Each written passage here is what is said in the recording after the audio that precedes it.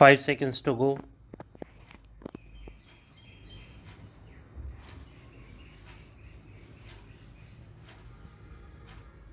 Start.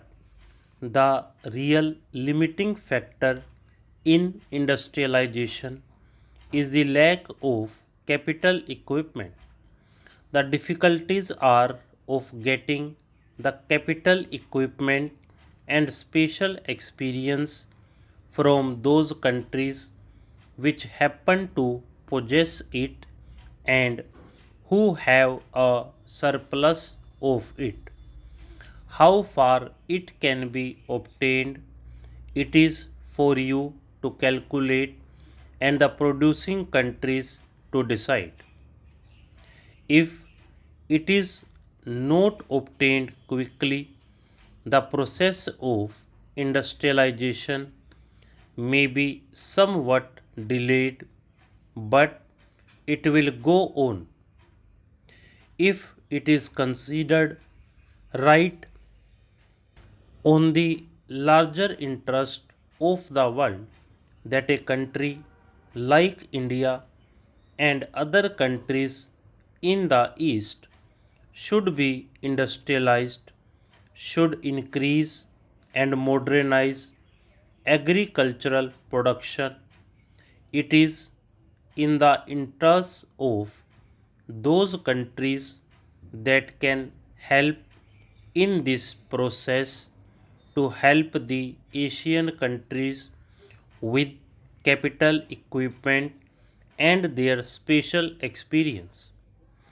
But in doing so, it is to be borne in mind that no Asian country will welcome any such assistance if there are conditions attached to it which lead to any kind of economic domination. We would rather delay our development, industrial or other, than submit to any kind of economic domination by any country. That is an axiom which is accepted by everyone in India, and I shall be surprised if any other country in Asia does not accept it. We want to cooperate in the fullest measure in any policy or program laid down for the world's good, even though it might involve the surrender in common with other countries of any particular attribute of sovereignty, provided that is a common surrender all round. But a long period of foreign domination has made the countries of Asia very sensitive about anything which might lead to some visible or invisible form of domination. Therefore, I would beg of you to remember this and to fashion your programs and policies so as to avoid anything savoring of the economic domination of one country by another.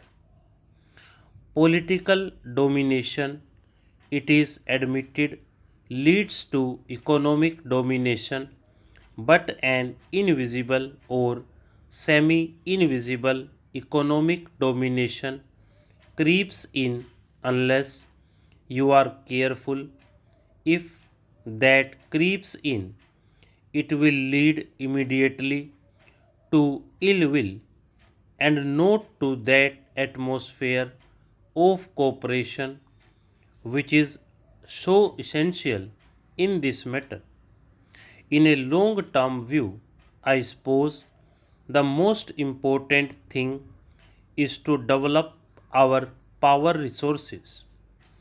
From that, will flow the industrialization of the country and an addition to our food production as such.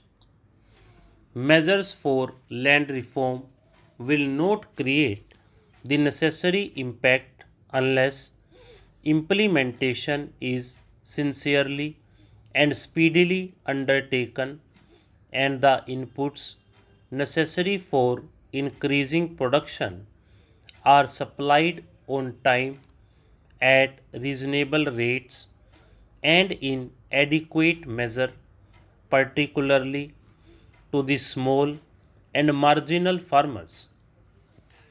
This will ensure increased production and better distributive justice. There is, however, little justification for confining such reforms to the rural sector only. The Monopolies and Restrictive Trade Practices Act appears to be a step in the right direction but is not adequate. In a developing economy like ours, the oligarchy of a few families controlling big industrial empires and wielding enormous money power poses a big threat to the country's political system besides distorting its socio-economic base. I would earnestly appeal to all that a suitable strategy should be devised and necessary steps taken to control such concentration of wealth in the larger national interest. As a country that missed the forest industrial revolution and hardly caught up with the subsequent ones, India finds itself in the unenviable position of having to race against time in coping with the multifarious challenges of a population explosion and the rising expectations of its people.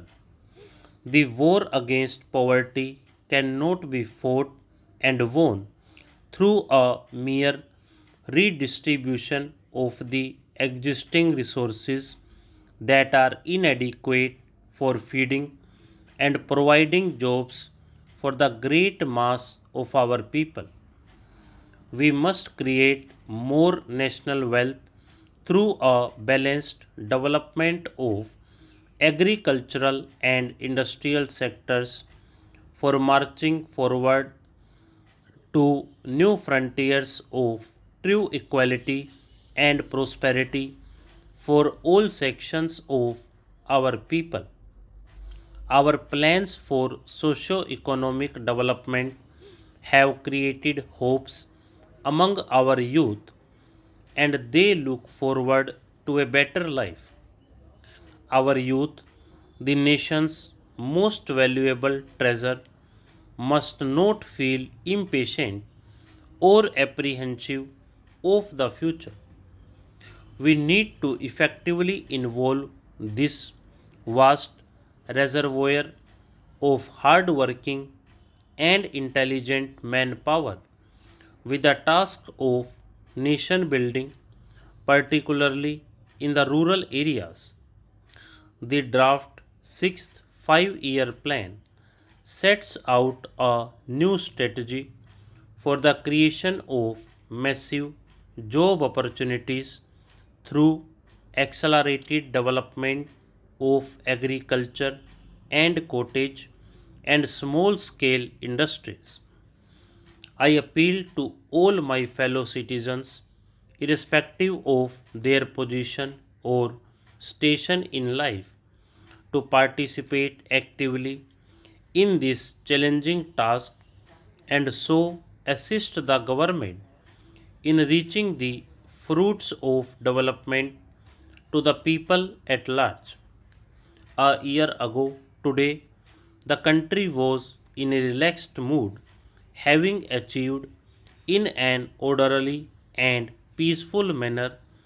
The restoration of civil liberties, so dear to all of us. Against such a joyous backdrop, a few scattered clouds on the distant horizon did not seem to hold any particular menace now. Stop.